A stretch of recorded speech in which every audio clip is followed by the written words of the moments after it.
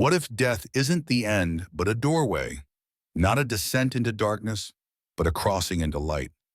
What if the moment of your last breath is not a final goodbye, but the start of an extraordinary journey through unseen dimensions of consciousness? Welcome, soul traveler, to the mystery of mysteries. Today we step beyond the veil. We enter a realm where the material world no longer binds us and the true nature of the self is revealed. We explore a sacred and esoteric text that dares to map this hidden terrain, the Bardo Thodol, more widely known as the Tibetan Book of the Dead. Imagine having a guide by your side, not just for life, but for death itself. A map not of cities or mountains, but of soul terrain, dreamlike states, and portals of transformation. That is what the Bardo Thodol offers, a spiritual compass designed to help navigate the bewildering moments between death and rebirth. And no, this is not simply a book about dying. It is a mystical tool, a script, a ritual, a lifeline. For the dying, it is a final chance at liberation. For the living, it is a preparation for what lies beyond the curtain we call life. This sacred text is believed to have been revealed by Padmasambhava, a towering and semi-mythical figure in Tibetan Buddhism. His name echoes through Himalayan valleys and ancient monasteries as the Guru Rinpoche, or Precious Master. But he was much more than a monk. He was a spiritual architect, a yogi, a magician, a teacher of ultimate truths. Born in India, Padmasambhava's story is draped in legend. From a young age, he displayed supernatural insight and spiritual power, eventually recognized as a Mahasiddha, a realized being who had unlocked profound inner abilities known as siddhis. In the 8th century, King Trisong Detsen of Tibet invited him to the land of snows to bring the teachings of Buddhism and to tame the spiritual chaos of the region. Tibet at the time was a land immersed in the ancient Bon religion, rich with shamanic rituals and animistic deities. Resistance to change was inevitable. Yet Padmasambhava didn't wage war against these spirits, he harmonized with them. Through tantric rituals and esoteric magic, he subdued hostile forces and integrated them into the Buddhist path. This was not conquest but transformation. It was through this powerful spiritual alchemy that he laid the foundation of Tibetan Buddhism and established its first monastery, Samye, a beacon of transcendent wisdom. But Padmasambhava's vision extended beyond the monastery walls. He saw that death, often feared and misunderstood, was in fact a sacred portal. He understood a profound truth: when the body dies, the mind does not disappear. Instead, it enters a heightened receptive state, freed from the distractions of the physical form. In this fragile yet potent moment, the soul has a rare opportunity for enlightenment. But here lies the danger: most people are not prepared. Instead of embracing the light, they are overwhelmed by fear, confusion, and the residual illusions of life. So Padmasambhava, in his infinite compassion, composed the Bardo Thodol, a sacred guide to be read to the dying or studied in life as spiritual preparation. This was not just about rituals or chants. It was about awakening, about giving the soul a final chance, even at the edge of existence, to recognize its divine essence and be freed from the endless wheel of rebirth. He believed that even if someone failed to reach enlightenment during life, the moment of death could offer one last chance. If the dying person could recognize the clear light of consciousness, that pure, radiant awareness beyond ego, they could attain instant liberation. No more suffering, no more rebirth, just infinite peace. The Bardo Thodol outlines 3 primary bardos, or transitional states, that every soul must pass through. 1. The Chakaya Bardo, the moment of death. This is the first and most critical numeral. As the body begins to shut down, the soul enters the Chakaya Bardo. Here the material world dissolves and the self is unbound from physical limitation. Then comes the primordial clear light, a dazzling pure radiance beyond description. This light is not external. It is the true nature of the mind itself. Some call it the higher self. Others know it as the source, the solar mind, or the divine field. In this moment, if the soul recognizes the light not as something foreign, but as its own nature, liberation is immediate. There are no rites, no dogmas, just pure experience. But for those unprepared, the brilliance of the light is too much. Instead of merging with it, they recoil in fear and the opportunity passes. But that is only the beginning. There are still 2 bardos to cross, 2 realms where visions, deities, karmic illusions, and rebirth await. The journey through the Bardo Thodol is not just a path for the dead, it is a mirror for the living. So stay with me. We're only at the edge of this sacred map. What lies ahead may just change how you live and how you prepare to die. But what happens when the soul fails to recognize the clear light, the pure truth of its own divine essence? What happens when fear clouds the vision and attachment to the known outweighs the call of liberation? This is where the journey deepens. The gateway to freedom gently closes and the soul drifts into the next bardo, an even more vivid, surreal, and symbolic phase of the afterlife, the Chonyid Bardo, also known as the Bardo of Visions. In this state, the soul has already left behind its physical form. It is no longer tethered by flesh or bone. What remains is consciousness raw, unfiltered, and exposed to the full spectrum of its inner reality. Here in the Chonyid Bardo, everything the mind has ever suppressed, feared, or desired is no longer hidden. It surfaces with overwhelming clarity, no longer disguised by the masks we wear in daily life. The mind, unable to interpret the dazzling clear light of truth, may instead perceive it as something threatening. Why? Because it is unfamiliar, because it demands surrender, and so the soul retreats and enters a realm shaped entirely by its own projections. This is not a place of punishment, but a profound encounter with the subconscious.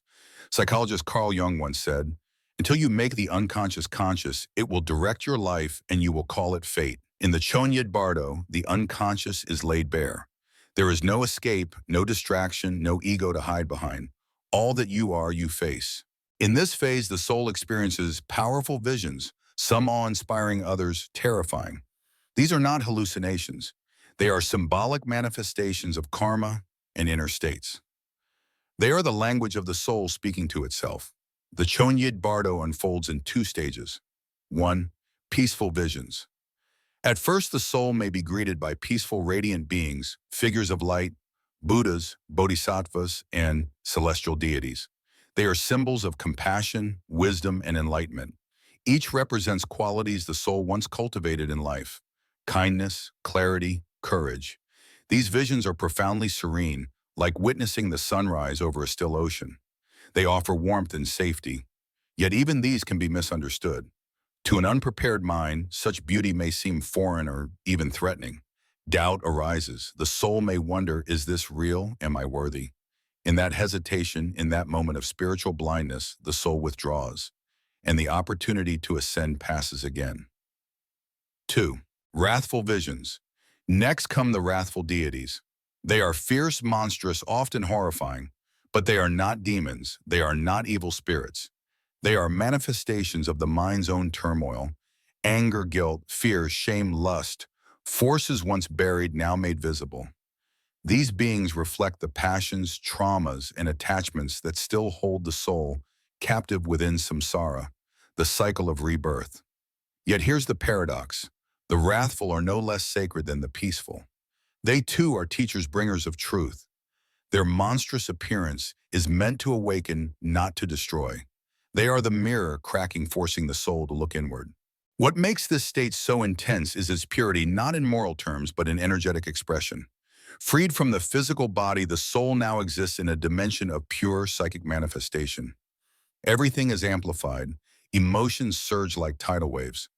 Thoughts crystallize instantly into form. It's as if the dream world has become real, but real with a sharpness and vividness that no earthly dream can match. This is not chaos for chaos' sake.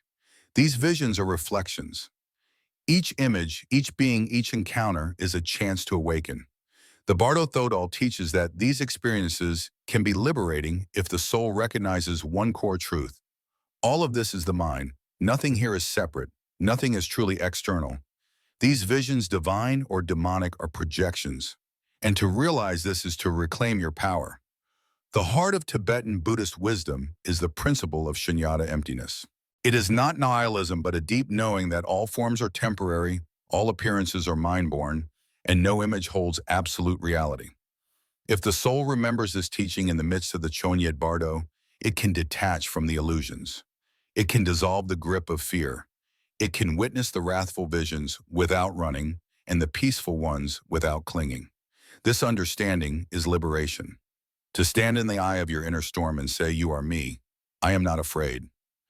That is the power the Bardo Thodol seeks to awaken. Yet how many are prepared for such clarity? For most, the visions are overwhelming. The peaceful deities are too strange, the wrathful too terrifying. Fear and attachment cloud the mind like thick smoke, and so the soul clings to illusions or flees from the truth, both paths leading back into the cycle of rebirth. That is why the Bardo Thodol insists on spiritual practice while alive. Meditate, reflect, understand the mind, witness its illusions before death so they do not trap you afterward. The soul that practices in life can recognize the bardo for what it is, a test, a mirror, a moment of immense possibility. If the soul cannot break through, if it cannot embrace the clear light or see through its projections, it moves on. The third bardo awaits. The Sidpa bardo, the final phase. The place where the soul's journey crystallizes into form once again. Here, karma pulls with gravity. Intentions solidify.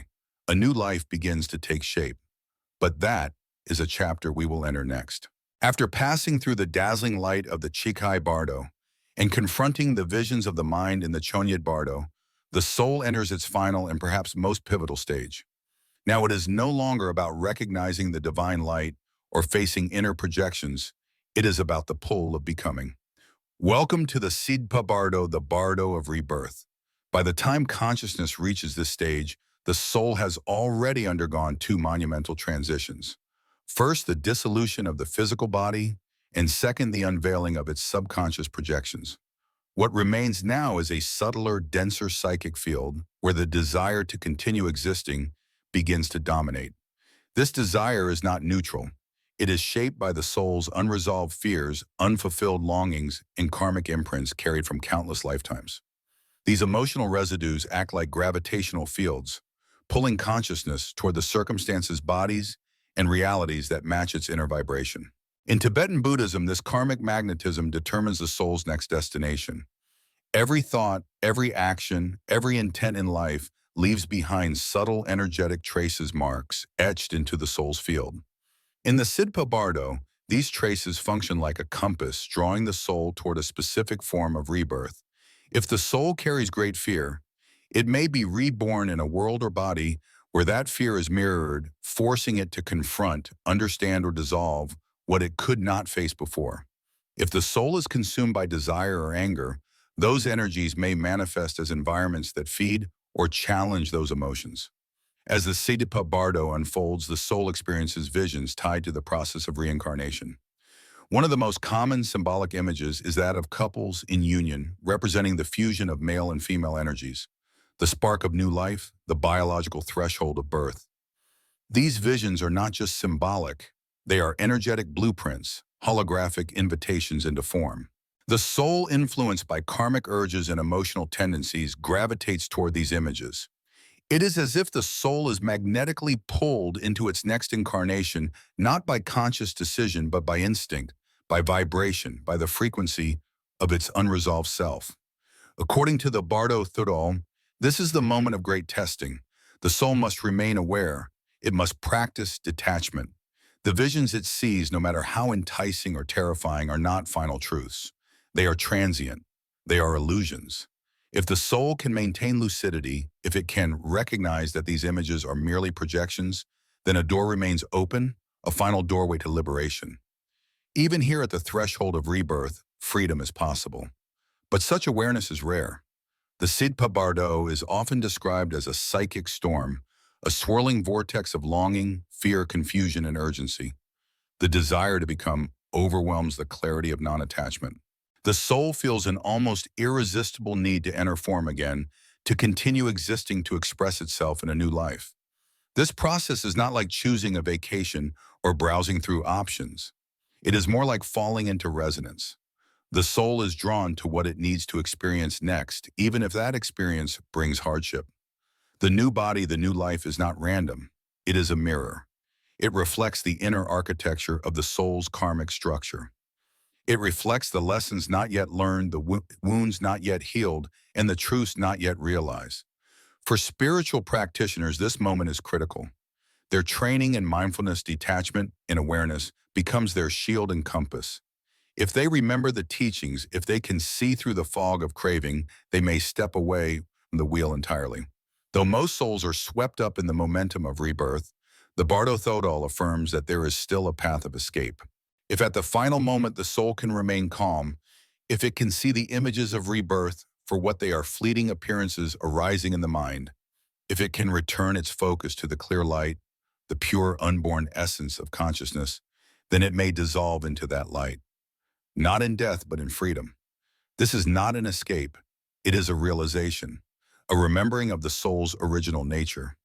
But such liberation cannot be improvised. It must be cultivated while alive. That is why Tibetan teachings place such emphasis on preparing for death while living, not in a morbid way, but as an act of wisdom and clarity. Through meditation, contemplation of impermanence, and spiritual discipline, the soul becomes familiar with its own inner workings. It learns to recognize desire without being possessed by it. It learns to face fear without being paralyzed by it. It learns to see without clinging. Ultimately, the Siddha Bardo reveals a powerful truth. Rebirth is not forced upon us. It is chosen by us, though not always consciously. It is the soul, through its attachments and perceptions, that decides what comes next. In this way, life and death are not separate. They are expressions of the same force, the unfolding of our inner world. And this is the great teaching of the Bardo Thodol. It is not a book of superstition. It is not a dogmatic scripture. It is a manual of the mind, a mirror for the soul, and a map for the eternal traveler. It tells us that the cycle of rebirth is not punishment, it is reflection. And the only true escape is self-knowledge. When we detach from the illusion of a fixed identity, we break the chains of karma.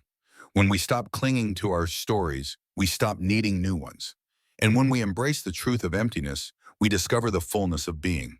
As spiritual teacher Ram Dass once said, "When you die, there is really only one question that matters: how much did you love?" The Tibetan Book of the Dead echoes this sentiment, not in sentimental terms, but in spiritual truth. The energy of love is the only thing that transcends illusion. It is the force that brings clarity to confusion and stillness to storms. So we are left with the question, are we ready for the final journey? Are we prepared to surrender everything we think we are to discover what we truly are? Perhaps the Bardo Thodol is not only about death. Perhaps it is about how to live with awareness, with courage, and with love. If this journey through the Bardos stirred something within you, consider sharing this video with someone on the path. Leave a comment below. What aspect of life after death intrigues you most? Subscribe to the channel, and let's walk together beyond illusion, beyond fear, into the sacred unknown.